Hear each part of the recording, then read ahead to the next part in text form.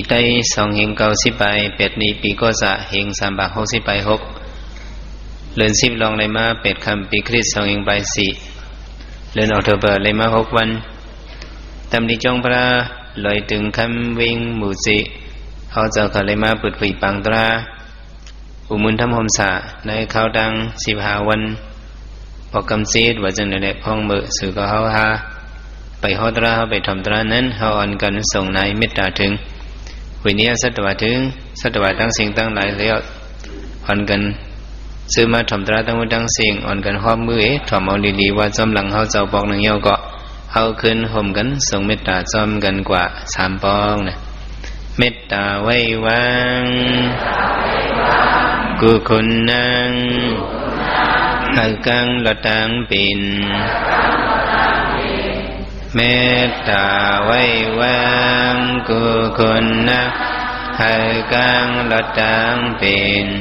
เมตตาไว้วางกุคุณนังหักกังละตังปินเมตตาไว้วางกุคุณนังให้กังละตังเป็นเมตตาใสเฮาห่มหำเบาให้เศร้าลัดผีขินเมตตาใสเฮาห่มหำเบาให้เศร้าลัดผีขินเมตตาใสเฮาห่มหำเบาให้เศร้าลัดผีขินเมตตาใส่เฮาห่มหำเบาให้เศร้าลดผีขินสัตวะดังซึ่งเฮามุนซึ่งตอนเดือสินกัดยินสัตวะดังซึ่งเฮามุนซึ่งตอนเดือสินกัดยินสดาดังเสือมุนเสือตอนเดือสินกัดยินสดาดังเสือมุนเสือตอนเดือสินกัดยินสดานาดังเสือหามุนเสือตอนเดือสินกัดยินสดานาดังเสือมุนเสือตอนเดือสินกัดยินสดานาดังเสือมุนเสือตอนเดือสินกัดยินสดานาดังเสือมุนเสือตอนเดือสินกัดยินวิยาวิสาดังเสือหามุนเสือตอนเดือสินกัดยินวิยาวิสาดังเสือหามุนเสือตอนเดือสินกัดยินวิยาวิสาดังเสือหามุนเสือตอนเดือสินกัดยินวิยาวิสาดังเสือหามุนเสือตอนเดือสินกัดยินเป็นทรงยินมาเมตตาตรังเขาหาหับกัดยินเป็นทรงยินมาเมตตาตรังเขาหาหับกัดยินเป็นทรงยินมาเมตตาตรังเขาหาหับกัดยินเป็นทรงยินมาเมตตาตราเขาหาหับกัดยินไหวสีส่งในหับว่ามิตรตายซื้อมาถมตราทั้งหมดทั้งสิ่งโยกีสังขารเจ้าเลยห่มเลยโยกีไซอีกเลยคนใจซื้อมาถมตราเขาปิกสมาเคยนั่งไข่กดสิเลถมตรากว่านี่ก็นั่งไข่กดเด้ถมตรากว่าในยุโยกีสักเขาห่มเลยโยกียิงอีกเลยนั่งยิงซื้อมาถมตราเขาได้ก็อ่อนกันนั่งคุบเขาถมตรากว่าปวะกุนมาในเผาพุลสิมวะพื้นใส่ไหวลมสิถอมเอาตราเฮาเจ้าดีติสนากว่าในระยุเมื่อในเขาดีขึ้นมาสืบพอตรามังกรา30 ปลายเป็ดหอดถึงมาในหมาย35นี่แหละในการมังกรา35นี่มุนคำพระเป็นเจ้าว่าอันเลิศนี่ พุทธัสสะโลกธรรมหิစိတ်တံယသနကံပတိဣဒမံကရမုတ္တမံဝโลกธรรมหิเพราะว่าญาทุบญาลงโลกธรรม8ปึงโลกธรรมตระเนี่ยมี8ปึงมีหลายปึงก็พุทธัสสะโลกธรรมหิเนี่ยเพราะว่าทุบญาโลกธรรม8ปึงစိတ်တံယသနကံปฏิเนี่ยเสือเฮาอำเฮิงอำเปิงนั่น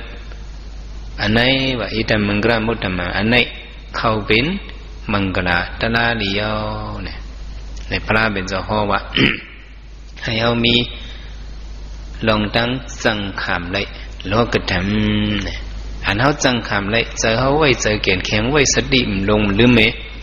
ทุกญาโลกธรรมเนี่ยก็เฮาเจอเฮาเปิงเจอเฮาเฮิง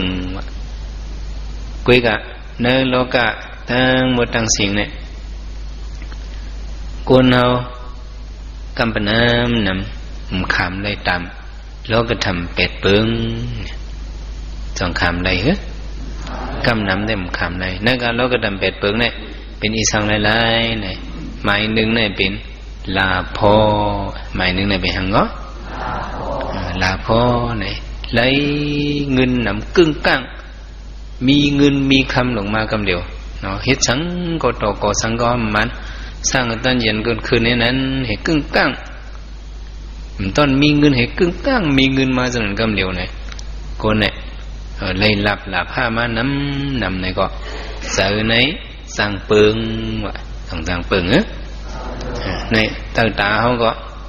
เขาหันมาตั้งนำตั้งหลายเนาะลาพอเนี่ยเพราะว่ามีหลับหลับผ้าอย่านำมามีเงินมีคำนำมาเนี่ยคนเนี่ยมันคำได้ตามเงินคำเหมันคำได้ตามลาผ้าให้แหละลู่เลียวกว่าเนี่ยจงมีมีเนี่ยก็เบิ่มมีจะจังคำเลยโลกธรรมนั้นเนี่ยเพราะว่าแห้งไรโคลาผ้าแห้งหนาเนี่ยก็ปุ่มมีสติตละเนี่ยจังปักคิดวะเนี่ยจังแห้งก็จังปักคิดเหตุจังมิดเปิงกว่าจังว่าลาโพเนี่ยอันสันคัดมันจำเป็นทางไหนอาลาโพอันสันคัดมันจำเป็นทางเนาะอาลาโพมาเนี่ยสัญญามือเฮ็ดสังก่อมโตก่อสังก่อมมัน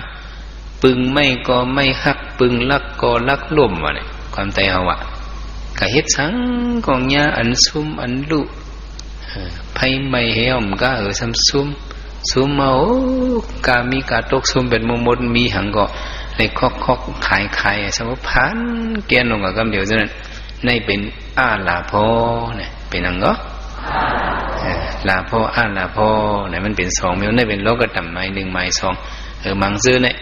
ลาโพเพราะว่ามีเงินคำนำมาเนี่ยมันคำในตามเงินคำเห็นลู่เลียวกว่าแบบเหมือนซื้อมังซื้อกึ่งกลางมีเงินมานำมาเนี่ยเขามีเงินมันนำหลงมั้งมิวในก็หลุดจำด้วยมิวในก็หลุดวัดด้วยเนี่ยให้ด้วยกูมิวเนี่ยกำเลื่อนมาจ่องลู่เลี้ยวห้ามลู่เลี้ยวฮะจ่องลู่ซุ่มห้ามลู่ซุ่มฮะลู่ซุ่มกว่าเอาเนี่ยมีก็หมอมีกึ่งกลางเนี่ยเคยสำเคยเมียนเป็นกำเดียวเหตุเจอในสูงกว่าแบบนั้นมันขำในต่ำรับลาผ้ามังซื้อสำคำในต่ำอาลาผ้าพบผ่านกว่าเนี่ยมีเฮ็ดสังคมตกอสังคมมันผ่านมาเนี่ยมันคำได้ต่ำมาเนี่ยเป็นถึงเป็นวันปิดลงกับกูมิวละเวสังสีมิวเห็นอันนี้เพราะว่าเจ้าเก่าลู่เลียวกว่านั่นก็จังเป็นส่งจังเป็นเนื้อกำปนนำเนี่ยเปิดมาแจกเพด้วยก้นกำนำก็กูก้นได้ก็วางก็นางยิงมันว่าเนี่ยตามลาโพเนี่ยเพราะว่ามีเงินมีคำนำมาเนี่ยนางยิงเนี่ย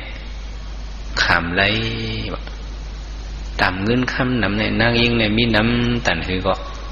เขาขามในตามเงินคำอยู่ว่ะเนี่ยในไผ่โลกาเขาว่าไว้จังไหนนะพอมีเงินมีคำนำมาเนี่ยนางยิงจะเป็นเมเจ้าเฮิรนจะไหนเนี่ยเจิมเปิงกาคือไปกันนางยิงในสมจังเจอจังเปิงเมื่อไหร่จังเนี้ยเราก็ทำอาลาโพเนี่ยเพราะว่ากอดพันกว่าย่อเนี่ย จังในเปิงกว่าอ่ะสองเปิงเปิงอะเปิงในบรรลัดนี่นั่งยิงในเนี่ยกว่าก็ผ่านกว่าย่อเนี่ยถัดจากในเปิงเอาจังลู่เหลียวเนี่ยจังลู่ซุ่มจังแผกเปิงเนี่ยพอนั่งยิงในเนาะพอหลับๆผ้า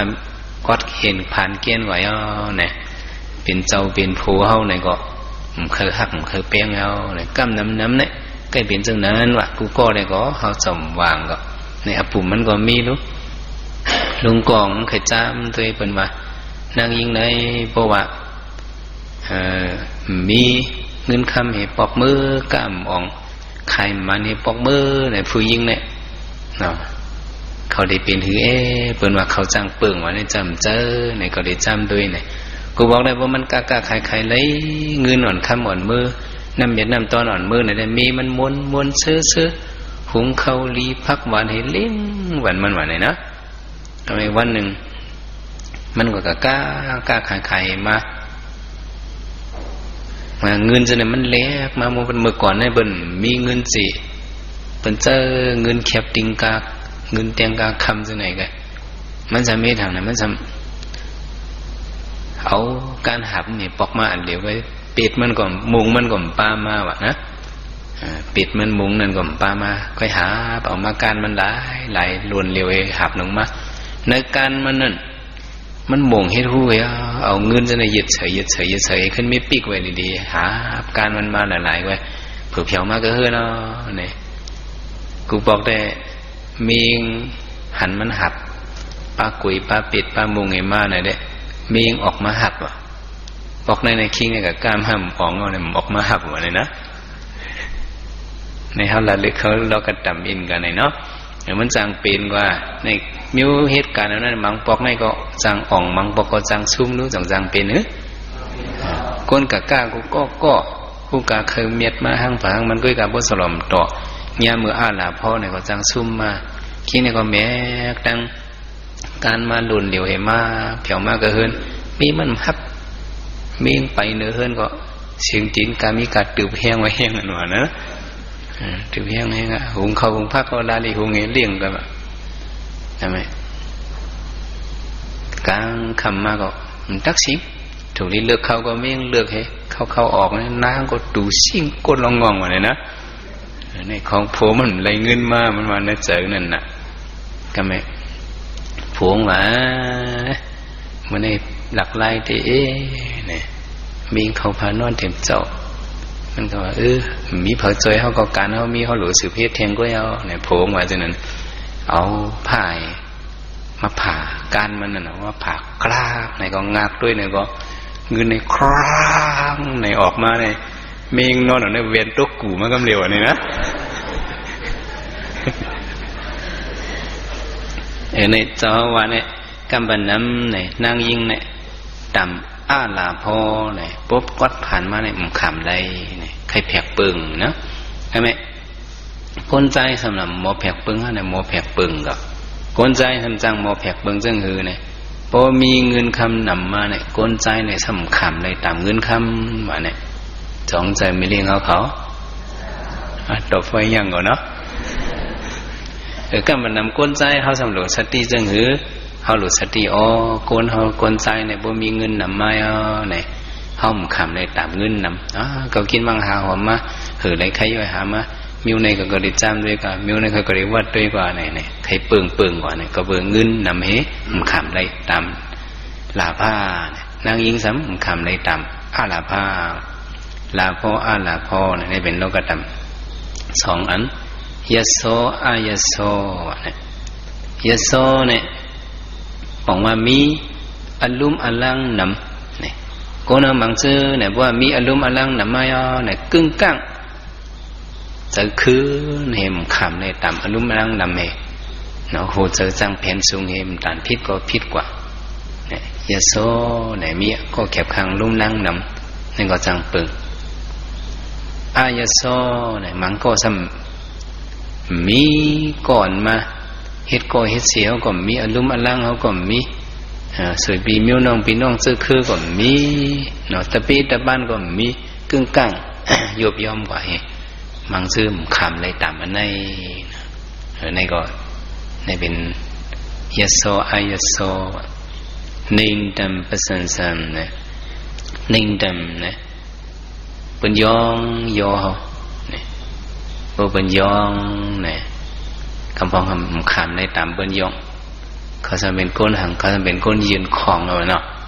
ก้นยืนของก้นยองขึ้นนั่นน่ะเป็นน้ำยองยองยองไอ้ชอบกินเขาได้ดิอ่ะหูบนยองก็หูยองขึ้นได้ดิแต่ว่าก้นเอาเนี่ยก็กำบันน้ำพวกบนเตี้ยเขาเนี่ยเขาเกี่ยงกับก้นเขาเนี่ยสองเกี่ยงพวกบนยองเขาเนี่ยได้ทำใครตัวหมวยเยอะเลยเมื่อหลังไต้ก็กันเปิ้นมาหันกันเปิ้นดัดอันหมันเมนมันกึ่งกลางมาหันเฮาเองอะโลสูเนี่ยปีนี้อย่างกึ่งกลางโชคแค่พวกอับเท่าน่ะแก่ลาเนี่ยก็นั่นได้เยาว่ามันเลี้ยงของเขาจังว่าไต้ก็กันหันกันหึงได้อันเนื้อเสือเนี่ยอันมาเมียวงกว่าเนาะก็เข้ากับกึ่งกลางตั้งคือสูบกึ่งกลางท่อลาเนี่ยมันได้เท่ากับเต้ก็กับสองเจือกน่าใจมันเกี่ยวสังว่าก้นกองทำโซบวานเนี่ยสังว่าสูในตัวปีแล้วก็มือในว่าห้างหมดเท่าไว้เนี่ยกาขยินเขาช่วยเนี่ยก้นนั่นมันเป็นจังไหนเราก็ทำได้มันเป็นจังไหนเนาะหนึ่งตั้งประสันสามบางซื่อคำในตามเปิ้นยองความใจเปิ้นว่าจังหือบ่แห้งยองนะแถวไหนก็ยองของติดปุดวะยองของตินพุทธอันมันคำว่าเอาเฉลุดนั่นนั่นเนาะยองของตินพุทธไหนนั่นมันจังยองคืนป่วนกว่าแถวจังขึ้นวงตกอ่ะพวกบนยองคืนสูงน่ะในพุทธตกในให้เจ็บแห้งว่านั่นเนาะอย่างก็ว่าจังไหนพวกบนยองเฮาเนี่ยก็เฮาหลุดสติเนี่ยเนาะทำไมประสันซ้ำในเปิ้นเส้นนี้ไหนก็เฮาหลุดดับเกินซะหลุดดับครึ่งซะเอาเขาเส้นนี้ก็เสียงไว้เขาบ่เฮาอยู่ไผ่มันเมียหนูเนี่ยได้ไปหังใครว่าบ่อยเขาว่าเลยเขาจำดูในไว้ใจจังหือคำเจ็ดอ่ำกูไผ่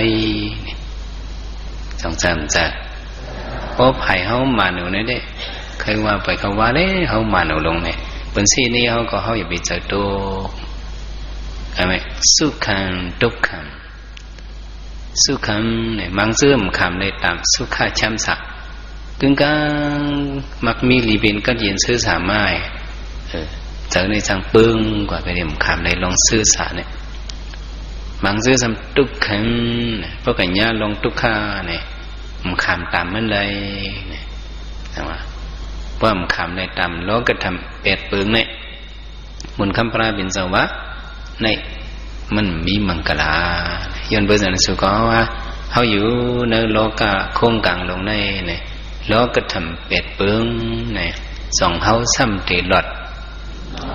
ลอดลาภะอาลาภะยะสะอายะสะนิ่งดำประสันสันสุขันทุกขันเนี่ยละนั่นก็แล้วก็ทำเป็ดเปิ้งเนี่ยมิ้วหนึ่งก็มิ้วหนึ่งคู่กับเขาได้ยาอยู่สองได้ยาหำยาพวกยามาเนี่ยเขาหลุดมีซึ่งคือหลุดได้มีสติอยู่ภายเขามันเมนเปิ้นยองก็อย่าไปขึ้นเปิ้นเน็บก็อย่าไปลงเขาอยู่เพนซ้ำหนังเขาอยู่นั่นว่าเขาเห็นเรื่องนั้นเนี่ยเมื่อเขาตุกข้ามาเนี่ยเขาทำขี้เงาเฮ็ดจังสืบคัดใจสืบเงาอยู่ว่าเป็นเรื่องนั้นจึงก็อันจังเขานั่นเปิ้นทำดีให้ยังเนี่ยเปิ้นเตะอาลาวูเขาลีเจอมาหน่อมาหมู่อันเปิ้นมันเฮียงไปตั้งก็บ่ยุกปื้อหัวหมางหรือไงแก่ก็ไม่กลมโหย่อยปื้อเยอะเปิ้นหันคนชุ่มสามตัวเนี่ยเนาะลีเจอมาเนี่ยเปิ้นแค่ติดซ่วมว่ะก็เพราะฉะนั้นเฮาเราอยู่ติดเย็นๆเหมือนจังเตื้อเน้อจังไหนในเปิ้นห้องว่าคำในดำแล้วก็ทำนะก็ว่าเฮาเป็นจังหือมาก็ลีเฮาเราอยู่กว่าเพนนี่มีสติอยู่กว่าเป็นมาซึ่งหนังความได้เฮาว่าเนาะเปิ้นลัดจ้าอย่ากึ่งกลางขี้เปิ้นลัดลีอย่ากึ่งกลางจมว่าเนี่ยความได้เฮาสั่งไว้เนี่ยมันเป็นบุญดาได้คำได้แล้วก็ดำทำความเปิ้นสว่าไว้ลองเสอีกลองย่ออย่าไปป้อเอาเน็ตเฮาก็หันเปิ้นก่อนไล่กุนสิก็นั่นพวกเขากึ่งกลางหมอยองเปิ้นก็เขาได้หมอสีนี่เปิ้นจังใจมันเหมือนคือเนี่ยเหมือนยาสู อย่าสู่ในเนี่ยย่อยมันนั่นมีไว้พบไผ่หนึ่งคืนก็ผู้กับไผ่หนึ่งตีล่วงเอาสองแสนจะก้นก็อันมอยองเปิ้นนั่นเนี่ยไผ่หลังนั่นมันเดชนี่เปิ้นเอาสติแล้วเนี่ยนะก็เพราะฉะนั้นเจ้าสู่ก็ว่าอย่าไปเกี่ยวเปิ้นยองเฮานะเกี่ยวกับว่าตัวไว้เหรอฮัลโหลสติกันนะเกี่ยวกับลมเกี่ยวเนื้อใจก็อย่าไปเอาออกแห้งหนาเพียวนะบุปผยองเขาเนี่ยอ๋อมันมายองเขาเนี่ยก็หลุดสติเขาหรือว่าจังไหนเนาะเราก็ทำเนี่ยมันได้มีกูมีกำพังปฏิมาติ๊กเขาติ๊กเขาก็ตึงมันเลยเขาอยู่ภายมันเม็ดเขาอย่าไปเจอตุกเพราะผมเจอตุกเนี่ยเขาจะเป๊ะเปิดนะเพราะเขาเจอตุกก็เป็นสิ่งอาลาวุหลีเจอมันหาวัดวันมันจังไหนในคิงเขาในนาตางปึงเขาก็อยู่เมื่อหู้หน่อยนะเพราะเขาปึงเนี่ยวางจนถึงก่อนเป็นคือหลงเนี่ยเขาหลงมีสติหรือว่าเป็นสิ่งนี้เขาเนี่ยก็เขาหลุดคำเลยเนี่ยมุนคำพระเป็นเจ้าเนี่ยก็โลกก็ทำเป็ดเปิ้งเนี่ยพระเป็นเจ้าเขายังหลอดหรือสองหลอดเลยหลอดยังไหนเนี้ยพระเป็นเจ้าก็เนี้ยเนี่ยกับไก่เลยปืนมึงก็สัมบีพระเป็นเจ้าเป็นพระมีที่เมืองสาวัตถีเนี่ยก้นกะสถีหลง3เกาะสถีหลงขอสิข้าเขาจะไหนเขากว่ากาที่เมืองสาวัตถีเขาก็ไล่ไว้สาพระเป็นเจ้าเลยกระถ่อมตะลาเขาหันหูบ่องตะลามา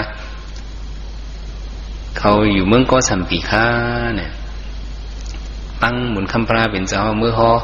ตลาให้ปืนเพศศาสนาตั้งมือเขานั่นสิกรรมเนี่ยสถีหลง3เจ้า4เจ้าเนี่ยเขาปั้งพระเป็นเจ้าเขาปั้งให้พระเป็นเจ้าโยคิงมามึงก็สัมปีเนี่ยพระเป็นเจ้าก็เหลียวเนี่ยตะกาเขาเนี่ยอันเฮาหมุนคำพระเลยสังขารเจ้าเขาในเฮาเกี่ยวติผิดติเย็นติ่มสุกมนหมอนั่นเนื้อนะเนี่ยเบียงค่าเนี่ยสถีหลงจากนั้นก็สั่งมาเพียวมึงก็สัมปีมาเฮหลู่จงคอสิตายงให้ปาวาริกายงให้ซะไหนเนาะมาให้หลุจงสเทเขา3หลัง4หลังให้นั่นมาให้หลุไว้พระเป็นเจ้าก็ย่อคิงเผียวมาเมืองโคสัมปีให้มาปกป้องศาสนาพระเป็นเจ้า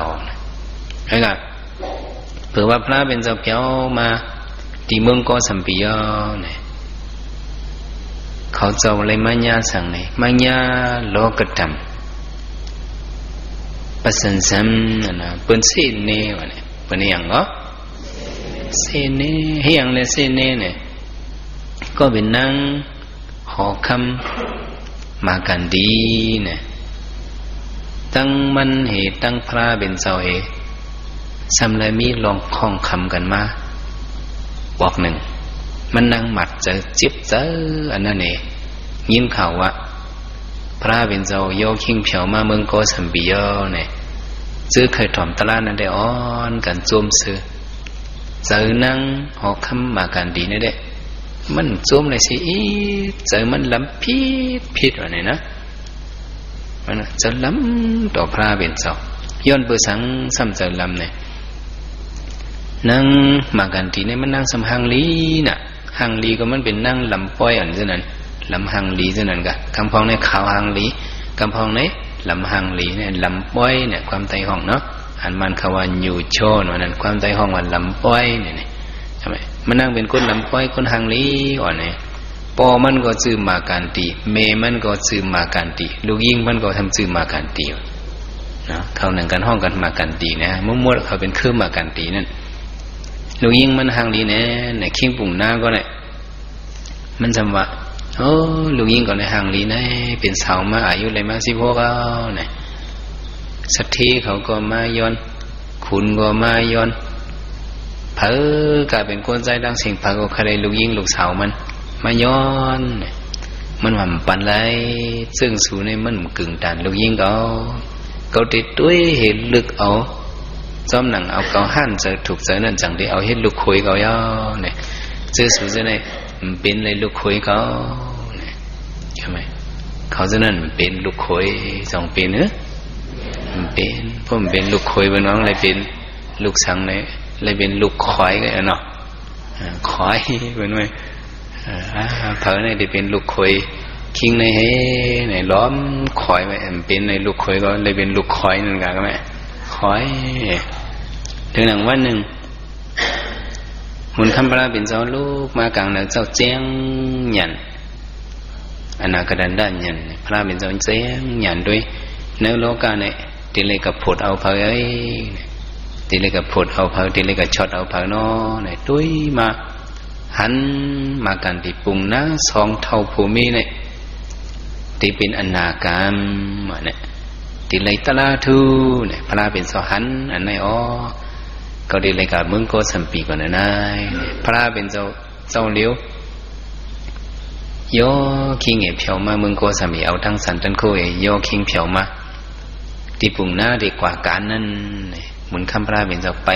เรียบกว่าหิมมันว่าหมุนคำพระเป็นเจ้าไปเรียบกว่าหิมมันเนี่ยหมุนคำพระเนี่ยหางลี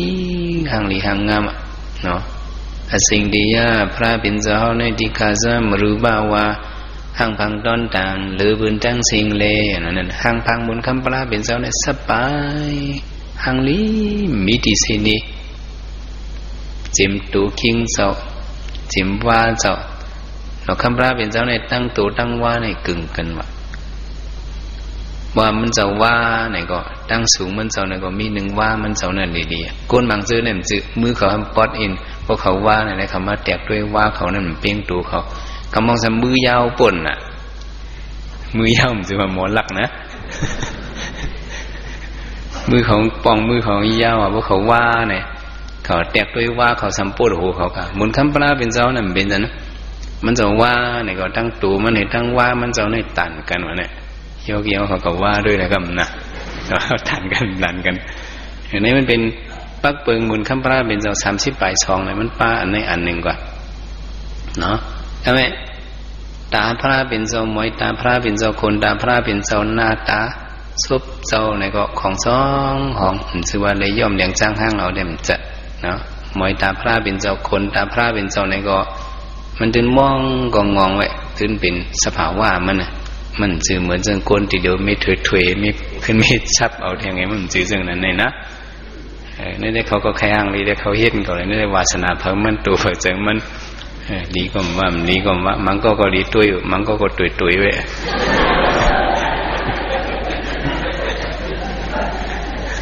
มันก็ได้ลีตุ้ยมันก็เป็นลีตุ้ยจำนางพุทธไปแล้วให้หางลีไปหางลีมันก็ได้มันดีเสียงก็เนี่ยเอาล่ะคือพระเป็นเจ้าได้มันมีติเน่กว่าเนาะมันเข้มแหลมมีติเน่หมายตาพระเป็นเจ้าเนี่ยก็มองกองงองเหมือนจึงหมักตาพระเป็นเจ้าเนี่ยก็มันซื้อเสียงเหียงเตียนเขาเนี่ยเขาสลดปอดจนเงินเตียนลำเนี่ยก็ล้ำสมบูรณ์เริ่มไว้เหมือนจึง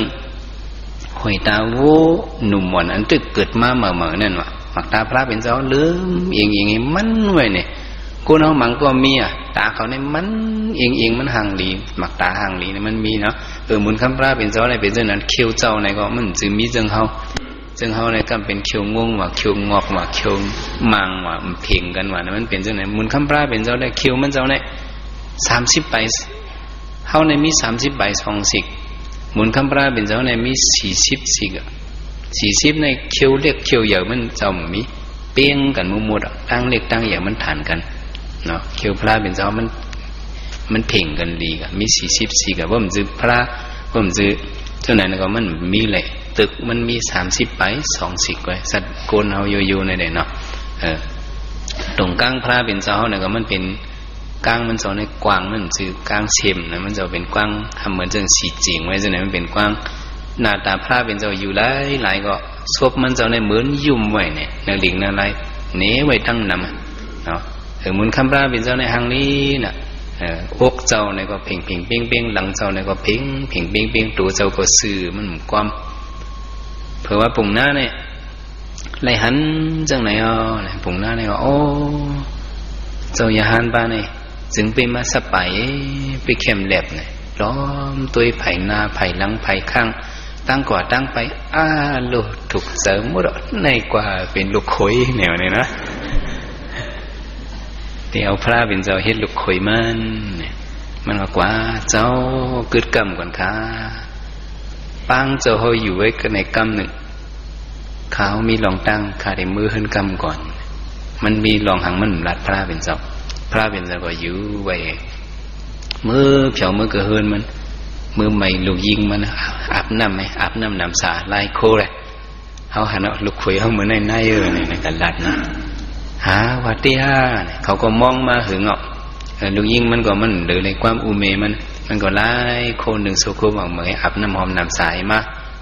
เผียวมาที่องค์พระเป็นเจ้าอยู่นั่นหันไปแล้วกว่าเลยเจ้าอย่าหันบ้านในเขาปังมันไว้ดีๆอยู่นะให้มันเจ้าขึ้นไว้กันในกำในเมื่อไงมันมีอยู่กันในเนี่ยด้วยกันด้วยขึ้นนี่นายเนี่ยเป็นห้อยผ่าตีนมันเนี่ยวานาน่าตูมันเจ้ามีเลยล่ะกับมีเลยก็หัวในเป็นห้อยผ่าตีนมันเมื่อไงมันจุกไว้กันในเนี่ยพระเป็นเจ้าอธิษฐานเนี่ยปั้นไว้ให้หันผ่าตีนพระเป็นเจ้าเนี่ยห้อยผ่าตีนมันเจ้าตั้มไว้ปั่นเขามาด้วยเขาเป็นปุ่งหน้าเนี่ยเขาสมมติด้วยปิดอ่างกันละในปุ่งหน้าในสำแขนตื้อเสียคิงปุ่งหน้าในอินว่ะมันก็มาด้วยผ่าตีนพวกกูก็ในผ่าตีนมันเจ้าเป้งเหมือนหน้ากองว่ะเป้งเหมือนหือไว้เหมือนหน้ากองซื้อผ่าตีนสู่เขาห้าเนี่ยมันเป้งลงลูกองโค้งไว้เนาะสงใจมันจะเพราะห้องอยู่ในหยิบน้ำไม่เอาในเขาก็หยิบด้วยตีเนื้อผักเท่านั้นหรอผ่าตีนเท่าไหนมันเปี้ยงหรอกพระเป็นเจ้าในเพราะว่ามันจะหยิบน้ำไม่ก็หยิบใส่เนื้อผักในเขาย้ำไม่ผักในเหมือนจะเขาตื้อซอกตีนให้หยิบเป็นมดนั่นมันเปี้ยงเป็นมดผ่าตีนพระเป็นเจ้าเปี้ยงเหมือนนากองคิงในสู่ตัวเลยดีดูห้อยผ่าตีนพวกกูก็ในมันหลักไล่เขาเหมือนต้นหันเสพออกเนี่ยหันตอนหันเที่ยวมันเป็นผ่าตีนลูกคุยเขาคิงผงหน้าได้นะมันใครลูกคุยเนี่ยนั่นนะมันเป็นไรคิงในสุดด้วยลีนี่ผ่าตีนโกนเขาในวะสังว่าเป็นโกนโตซ่าเยอะเนี่ยพวกมันไปกว่าเนื้อหัดไส้เนี่ยส่วนตีนมันลึกวะห้อยส่วนตีนมันนั่นลึกวะพวกเป็นโกนโตซ่าเยอะเนี่ยห้อยอีสังลึกเหรอสุ่มตัวละพวกคนตัวใส่ใหญ่ปงไปดังสองมันป้าเสียงตึบพวกตัวสร้างอย่างมันไปมันเอาโซนตีนตึบรวมกว่านั่นน่ะนายปุ่งหน้าว่ะนี่พวกกูก็ไหนส่วนตีนมันก็ลึกในมันมีตัวซ่าเนี่ยวานาน่าสู่ตัวแทงปลายตีนมันก็มันหลวมลึกรู้มันเปี้ยงกันห้อยกุ้ยพวกกูก็เลยมันมีราคะเนี่ยวะนี่มันมีโลภะมันมีราคะพวกคนโลภะเยอะเนี่ยเขาจะไม่ยังพวกเขาไปเนี่ยเขาเอาปลายตีนเขาตั้มเขาได้มันหนังฟูลักนะ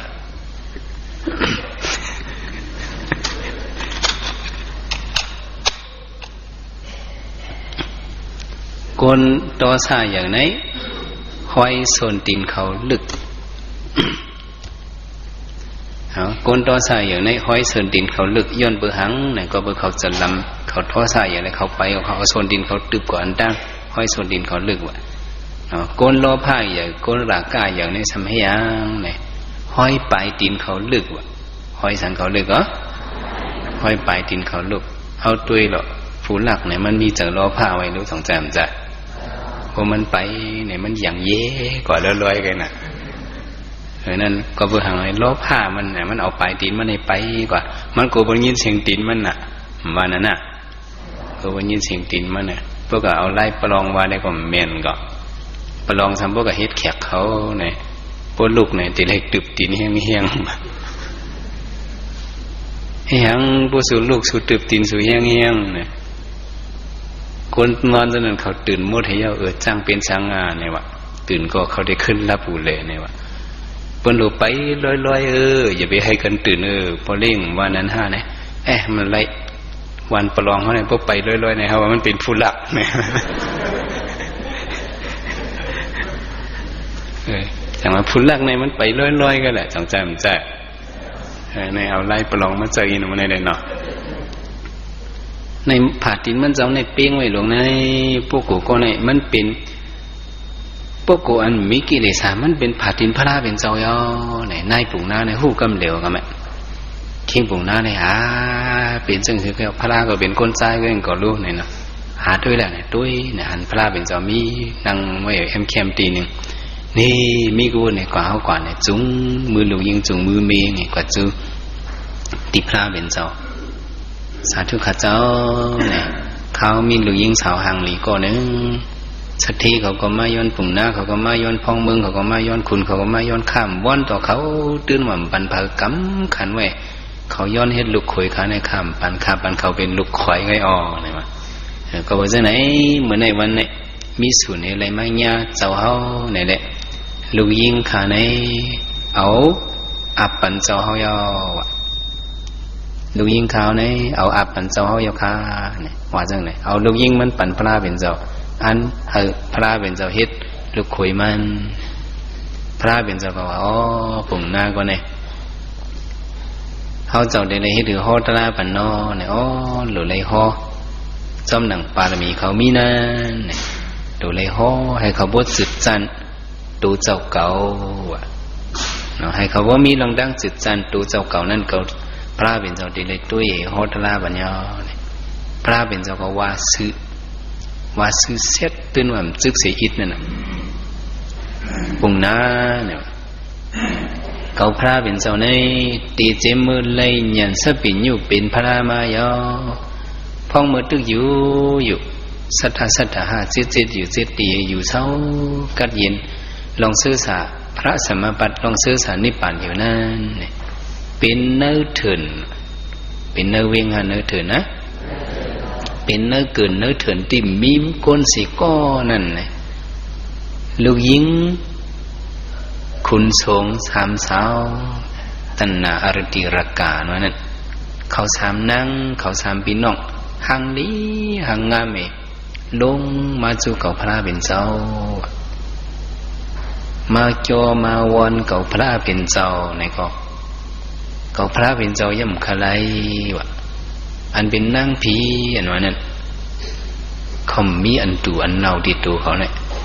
เนาะขี้มุกขี้เตืออังอากขี้ขาดภายน้อยภายลงซะเนี่ยนางผีเนี่ยมีคนผีเนี่ยมีตัวเขาเนี่ยมันจืนเสือมันมีไอเชลเมนกว่ามันมีจังนั้นปุ่งหน้าหลงต่อเขาจังนั้นหางลีหางงามก็เป็นแต่ไหนเก่าพระเป็นเจ้าตั้มขะไลลูกยิงมาอันเป็นตุ่มขี้ตั้งตัวนั่นพระเป็นเจ้าลัดสื่อหน่อยนะสองสื่อลูกยิงมาอันเป็นขี้เต็มตัวอยู่นั่นอย่าไปว่าเก่าพระติดอะไรละผ่าตีนเก่าพระเป็นเจ้าก็กำไข่เอาเตอพระเป็นเจ้าว่าเพราะเป็นเช่นไหนนั่งมาการตีอันหางลีนั่นเนี่ยมันกระตื้อสังมันกระตื้อหมานหน้าหางลีมันกระตื้อยาสังก็กระตื้อยาหมานหน้าหางลีมันเนี่ยอันนี้พวกติดด้วยอันนี้นั่งยิ่งอ่อนเป็นสาวก็นึงเนี่ยพวกกระตื้อซึ่งนั้นมันก็มีเจอลีอกลีอายมันเคยขามจองได้ใครขามมันเคยขามก้นหางลีเขาหางเครื่องไม้เขาเก่งด้วยเขาเนี่ยเขาจะทำตัวเขาเหรอนะในก็ไอ้น่ะ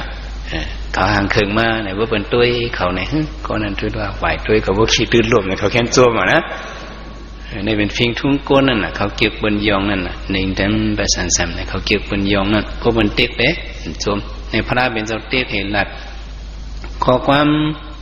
พระเป็นเจ้าเฮาเนี่ยเด้จื้อก็จื้อซื่อก็ซื่อเนาะตื่นมาจื้อก็เพราะว่าจื้ออยู่เจออยู่มีพรดีอยู่ในจึงพระเป็นเจ้าห้อยอเปิ้นไล่เจอก็ยอไล่เจอก็ยอพระเป็นเจ้าเด้ความจื้อเจอมีพรดีนั่นพระเป็นเจ้าลาดยอลูกยิงมาอันเป็นตุ่มขี้ลงนั้นผาทินก็พระเป็นเจ้าแค่เอาตื้อปุ่งหน้าเนี่ยฮ้อตะลาบันขาสองก็ปุ่งหน้าเท่าสองก็ผัวเมียเนี่ยก็จัดก่อนวันหลังเขาก็เลยตุ้ยภาวนาอาสุภาเนี่ยเขาเลยตุ้ยมาตั้งนำตั้งหลายอ๋อลองว่าตัวเขาเนี่ยเป็นอาสุภาเป็นตัวเน่าเนี่ยขาตุ้ยมาภาวนาจัดตั้งนำเนี่ยเผื่อว่าเลยมายินลินทำตลาพระเป็นสวัสดิ์ตัวเน่าเนี่ยขาบ้องใจกว่ากำเดียวย้อนเปิดสังเนี่ยก็เปิดขากดเท้าไม้เอาปดเท้าไม้เอาเนี่ยลองว่าตูเจ้าเก่าไหนอ๋อมันบ่คึกสังไหน หูมาลอยๆหังเผิงหังมาเนาสองหูมาหูมาฮะเมื่อดึกหนุ่มดึกกำนั่นเด้ตัวเจ้าเก่านี่เด้คึกหนาเข้มนะอับเต็มมีเจ็บมีไข้มีเท่ามีเนาสังไว้ไหนอยู่ไม่จังนั้นเนี่ยเพื่อการพุทเท่ามาไหนปุ่งหน้าสองก้อนในหยันขาก็เก๋มากไหนอ๋ออันพระเป็นเจ้าพ่อว่าตัวเนาอันนั้น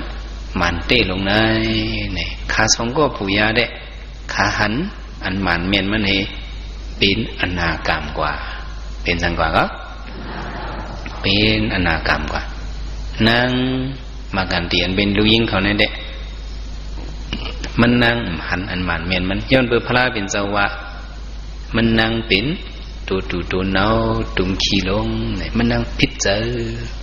ก็ไปลองพิจเจอมันไหนมันนั่งเอาหมัดตื้อเจอเบนไหนมันนั่งเด้ไหลตะลาเลยเป็นตะลาโหเดียวกันเว้ยมีดีก็หมอตุ้งเอาเลยก็หมอตุ้งเอานั้นมันแปลกเปิงกันอูเมกันไหนก็ยังแปลกเปิงกันลูกล่างก็แปลกเปิงกันเนี่ยปุ่งหน้าสองโพเมเด้เป็นอนาคามว่าวายเลื่อนมาขาดจุนเป็นเฮินเย่มาเป็นยาหันคนใจยาหันนางยิงขึ้นสืบคัดเจอกันตราไหนเป็นยาหันตายเข้าสามนิพพานกว่าทั้งสองโพเมว่ะพระเป็นเจ้าตุ้ยหันถึงลองว่าขาสองก็โพเมตีเลยหันตละเป็นอนาคายาหันตากว่าในเลยพระเป็นเจ้าห่อปันตละซื้อตละซื้อห่อบันคาว่าในเสตาเนี่ยให้ยังอันเป็นมาการที่นั่นเจ็บเจอพระเป็นเจ้าสำคัญลาดให้สังเนี่ยนั่นเด็กกำโกนหับเอามันเนี่ยมันนางหมอหับก็มันแต่ไรมันนางหมอหับไหนก็มีที่มันนางไว้ตั้งผิดไหน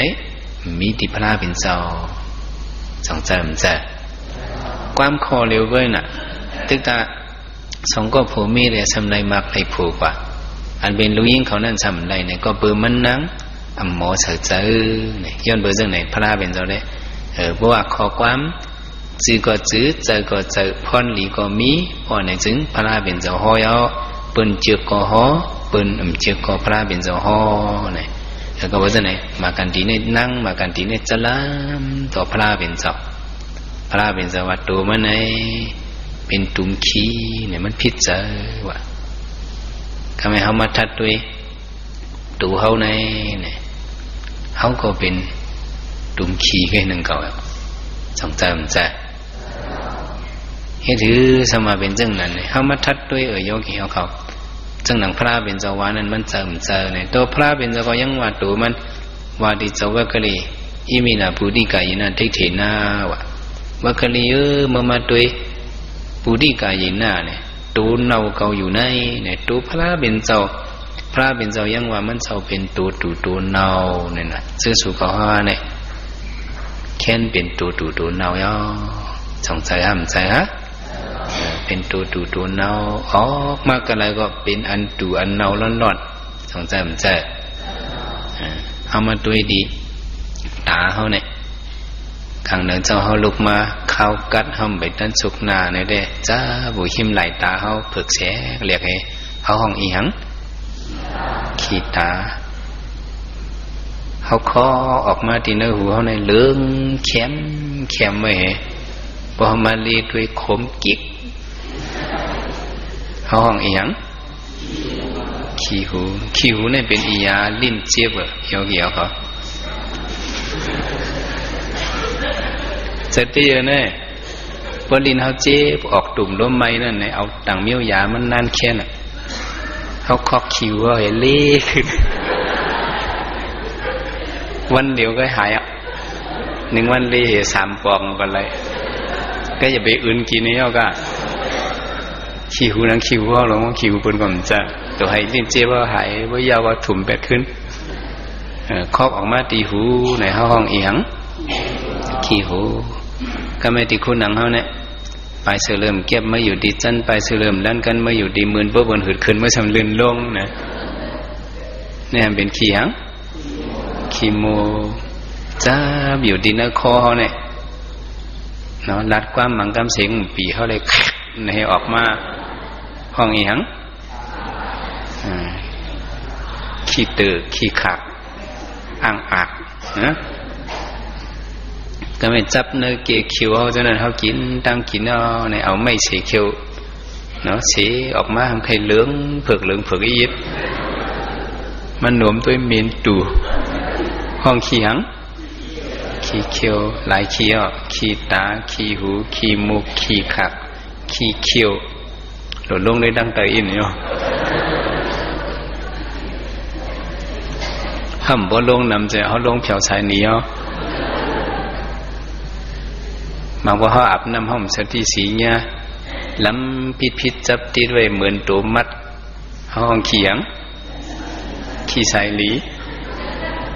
อันกับเป็นนักทางกูว่านั่นแหละมันรัดก็ไตหูอยู่นี่เลยเนาะสั่งว่าตัวเขาใน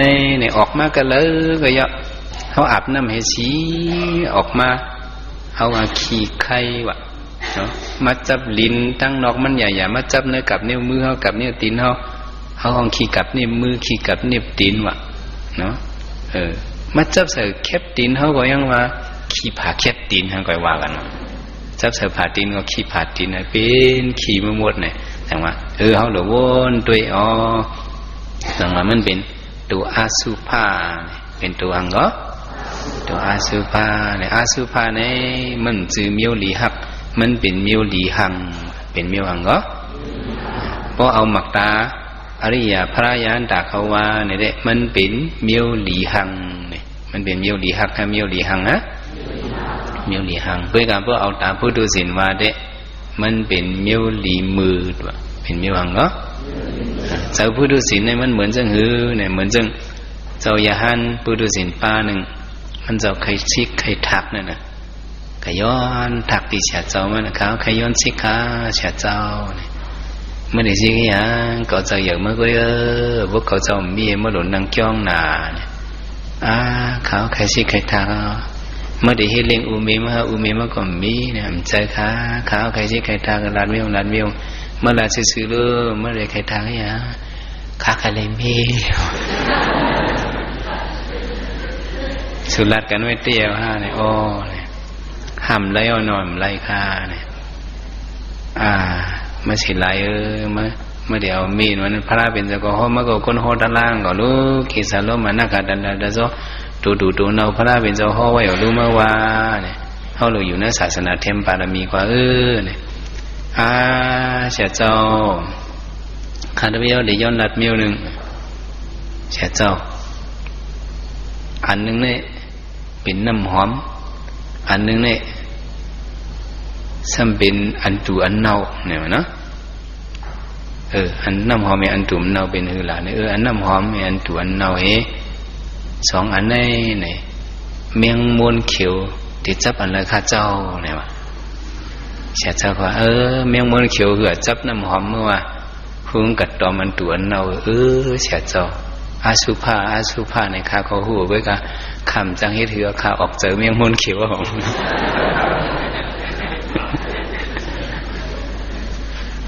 เสียเจ้าเขาก็ผมจังว่าคือออกเจอเมียงมนเขียวก็เหลียวขึ้นนี้กว่าวันนี้ก่อนเลยชิกไปแล้วนั่นนะแต่ว่าเจอผู้ดูสินได้มันเป็นเจอเมียงมนเขียวนั่นเนาะเจอยาหันดาบเขาเจ้าได้เนี่ยมันเป็นใจจืนเสานั่นเองแต่อันตัวอันเนานั่นแหละเป็นใจติดเหมือนจังพระเป็นเจ้าวาดีมากันตีนั่นเนาเนี่ยมันนั่งก็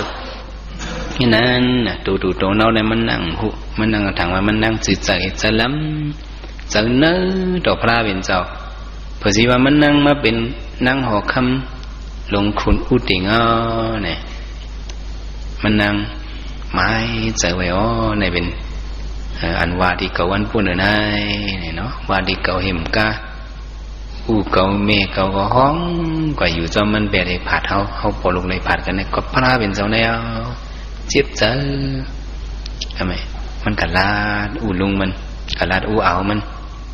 เห็นไหนหน้าเนี่ยปันเงินเบิ่นปันคำเบิ่นเนี่ยก็จ้างเพิ่งก็จ้างคนเมาเหล้าก็จ้างคนหายคนหนกนาตื่นดันคนหุ่มหันสังเท่านั้นวันสังยาหันก็ตุ้งซอมเนวิง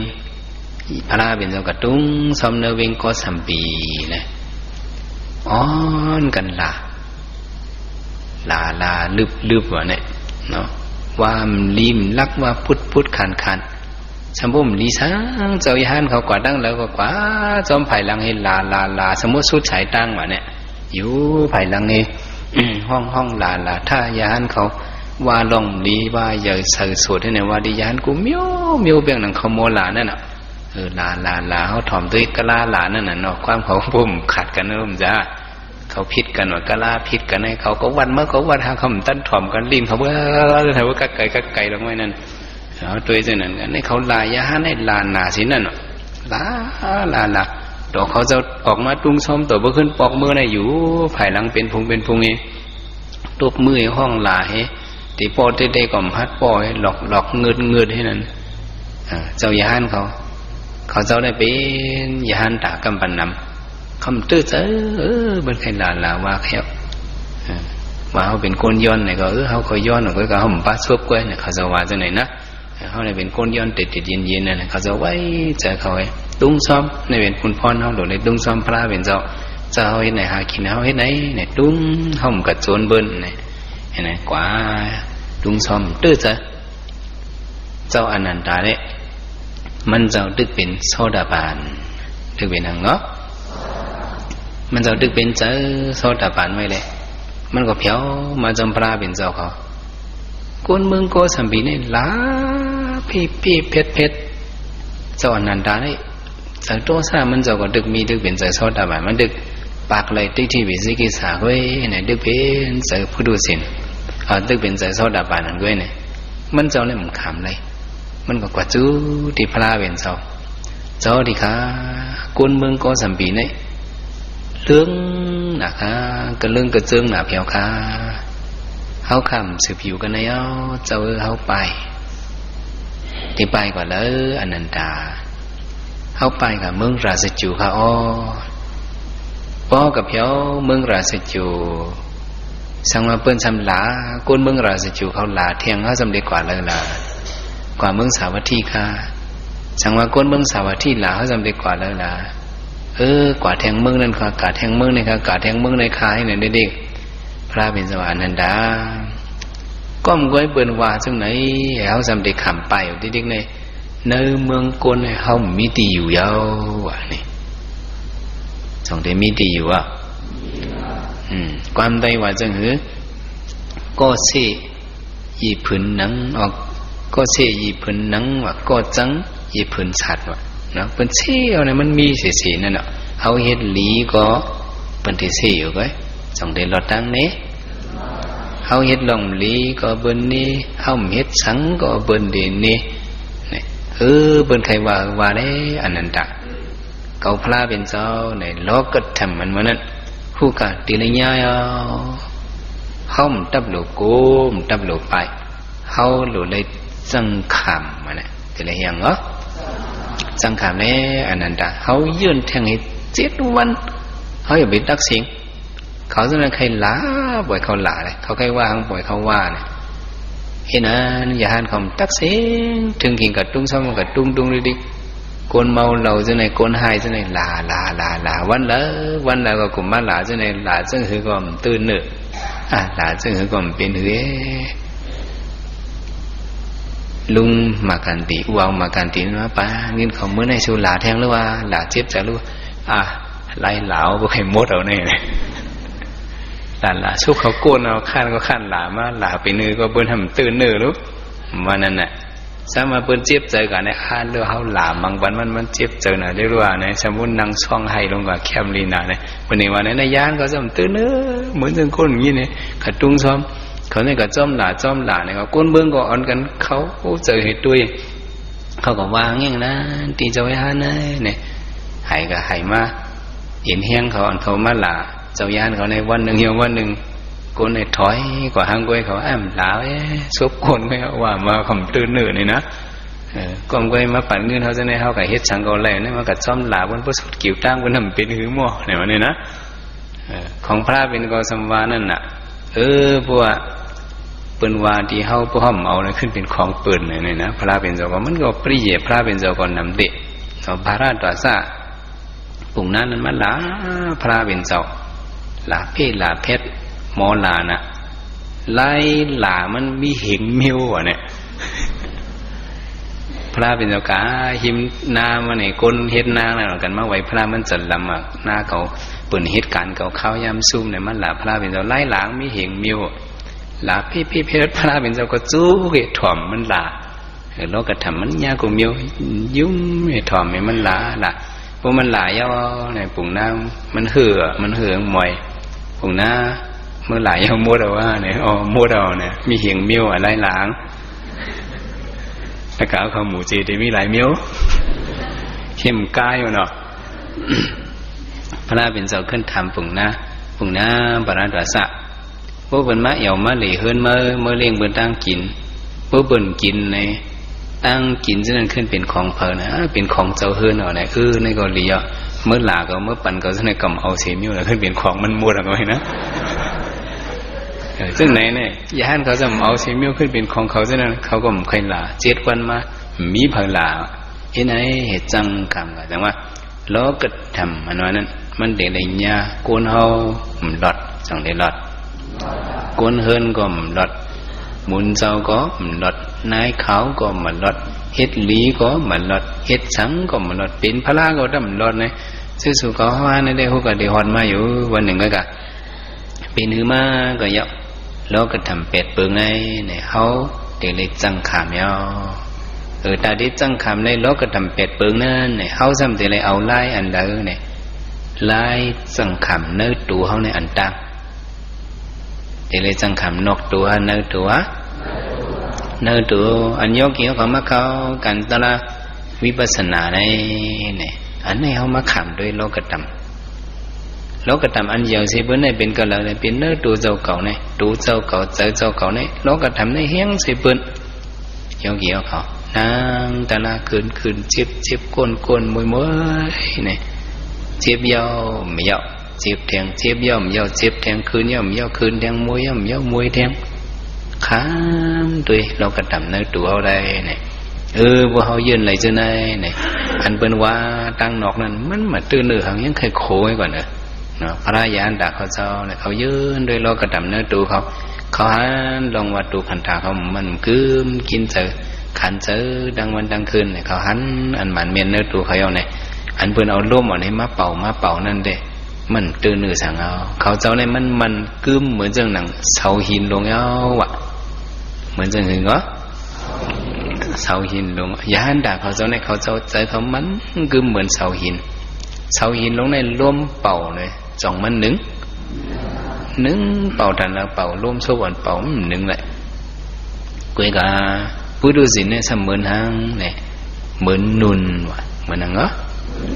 เหมือนนุนเหมือนยุ่งกุยนั่นแหละพวกมันเป่าผู้เนี่ยก็วงกำเดียวเนี่ยก็ว่าจะเนี่ยเขาในหรือเป็นก้นมันเก่ๆเขามานั่งกันตะละมังกำก็จิบก็จะมีตุกคำเนี่ยนั่นเขาหลอกคำอะไรนั่นเนาะมังกำสุกคำในเปียวก็จะมีตุกคำเนี่ยจิบก็จะมีลาพ่อเนี่ยบางวันตั้งกินลีก็ได้มีลาพ่อบางปอกเปิ่นมาส่งเขาก็มีเนาะยาโซเนี่ยบางปอกเปิ่นมาเฮ็ดก็มีมาบอกยาโซเปิ่นมีเฮามีไตก็มีในเดิมบางบอกเปิ่นยองเขาก็มีภาษาสัมบางบอกเปิ่นเซนี่เขาก็มีมันได้มีกุมิวเนี่ยเบิ่งลงมันเด้เหี่ยวกันแล้วเหี่ยวที่เขาคันทีเนื้อตัวเขาเนี่ยคันทีเนื้อแล้วก็คันทีขึ้นตัวคันเท้าขึ้นมาจิบมากะเนี่ยก็ยื่นกันคันทีปารมีขึ้นงับอยากอยู่หึงเนี่ยเขาได้อะไรเห็นไหนอยากตัวบ่เขาป่องเสียงตะละเนื้อตัวเขาในกว่าเวทนาเนื้อตัวเขาเนี่ยมันกินเสียเปื่อนเนาะ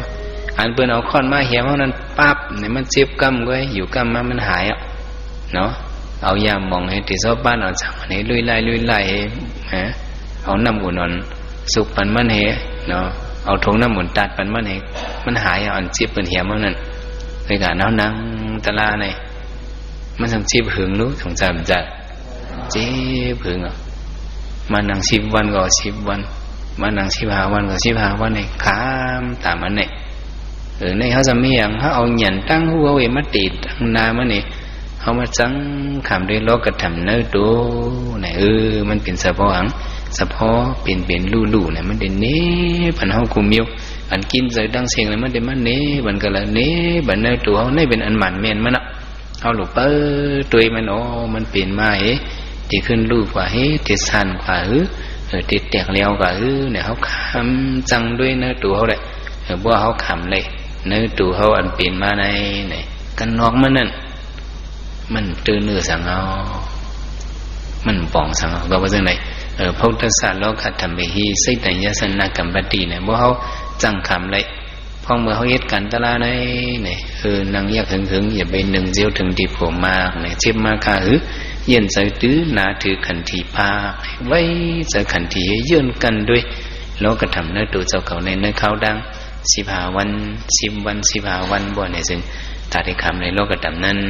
ในมันเป็นวิสังเนี่ยเป็นมังกรลิยอแล้วก็ว่าจะไหนมังกรไม้30 ไป5อันว่าพุทธศาสนาโลกธรรมิสิทธิยสนะกัมปติอันว่านั้นโยกีเขามานั่งตะลาเนี่ยก็เฮาโลมีลองจังคำเลยโลกธรรมนี่เพราะโยกีเอาคำมีโลกธรรมไรคำไรเนี่ยพวกมันจิบมาเลยเนี่ย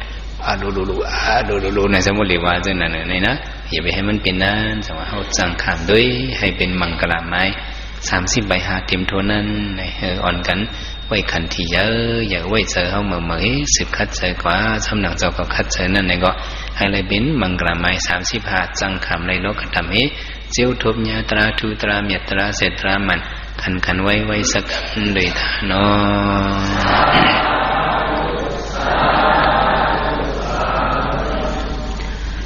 กุศลมีดีนายมีใหญ่มีน้ำเอาคาเสียดกะในทาปารมีมาไหลเส้นกำปะตั้งสิ่งตั้งลงใน10 ปี10 สาม10 สัต10 คนวินิยาสัตวาในสัจจาวลีอนันตาสัจจาวลีทั้งสิ่งแค้นดอกสมสาธุอนุโมทนาเลยคำกุศลจุพิงปิงกันสิ่งสีกามดิกาโนสา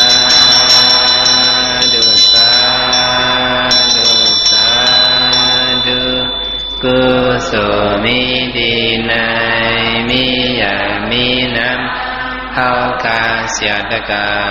เลยทาปารมีมักได้เส้นกำพาตั้งสิ่งตั้งลงใน10 ปี10 สาม10 สัต10 กฎ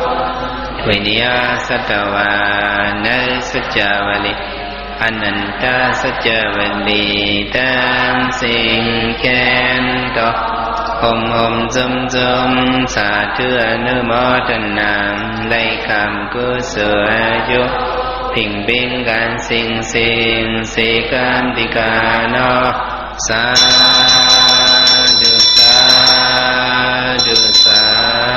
ธุกุศลมีดีในมีใหญ่มีน้ำเอาคาเสียดกะให้ทาปารมีมาได้เส้นกำพาตั้งสิ่งตั้งลมใน10 ปี10 สาม10 สัต10 คนวินิยาสัตวะในสัจจาวลีอนันตาสัจจาวลีตั้งสิ่งแค้นดอกสมสาธุอนุโมทนาเลยคำกุศลจุพิงบิงกันสิ่งสีกามดิกาโนสา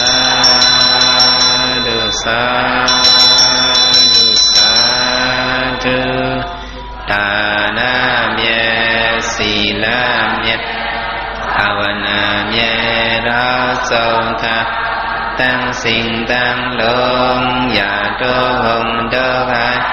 หิมำเลยก้อนหิมำเลยสัตวาหิมอำไลย้อนผากพังไว้เนื้อมาโหเจเอาค่ะต่อเจ้าเตียเชื่อมสักธรรมตานิพพานาติการเย็นสีกามติกาโนสา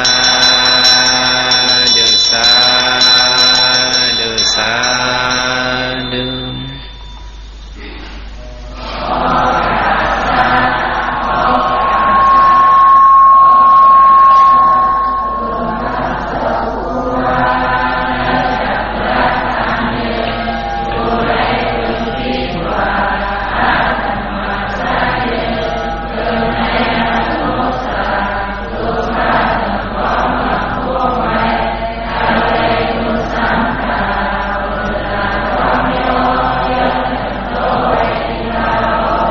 สัพพิติโยวิสนุสกโลกวินาสตุมาติปุณตุนตริยสุขิติกายุโกภวะ